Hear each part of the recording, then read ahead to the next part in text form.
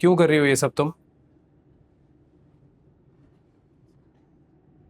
सैफ, ये तायब उन्हें अब्बू को दी थी। अब वो इस दुनिया में नहीं है और ना ही हम की अमानत संभाल सकते हैं। और मरियम, सैफ, मैंने तुमसे कहा था ना, तुमसे कहा था, तुम्हें याद है कि डर है मुझे कि अगर किस्मत का दाव गलत चल गया तो मेरे दिल को शिकस्त फाश होगी। लेकिन मुझे ये नहीं पता था कि तकदीर मुझे ये वक्त इतनी जल्दी दिखाएगा और खुद तुम हो कि इस वक्त को लाने वाली। सैफ, तुम क्यों बिना किसी बात के इमोशनल हो रहे हो? इमोशनल? मैं इमोशनल हो रहा हूं? मानिया, पहले दामन छुड़ा लेती हो तुम, फिर नजरें फेर लेती हो, मेरी अंगूठी मेरे मुंह पे मार दी, कॉल्स लेना बंद कर दी तुमने, ना नीचे आती ऊपर आना मेरा मना कर दिया तुमने। कुछ कहा मैंने? कुछ नहीं ना, बर्दाश्त किया मैंने। और अब तुम घर छोड़कर जाने की बात कर रही हो। सैफ, तुम समझ क्यों नहीं रहे हो? जब तक मैं यहाँ से नहीं जाऊंगी ना तुम आगे बढ़ पाओगे ना नॉर्मल हो पाओगे।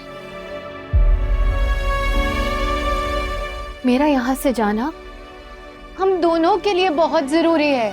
नहीं, कोई जरूरी नहीं है। मैं तुम्हारे आगे हाथ जोड़ रहा हूं, प्लीज प्लीज इस घर से जाने की बात मत करो। बाबा का दिया हुआ तोहफा मत लौटाओ, वो सह नहीं पाएंगे, नहीं सह पाएंगे।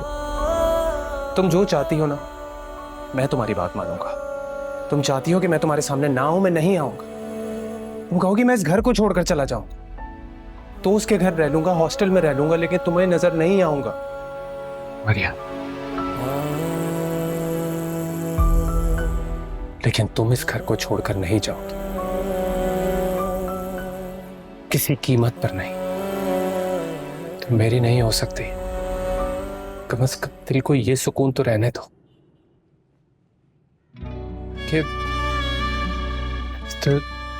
कि तुम इस छत के तले हो, जहां मैं तुम्हें रुखसत करके लेकर आना चाहता था।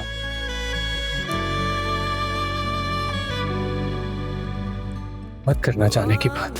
की धूप में जल के खुद अखियों से अपनी पिघल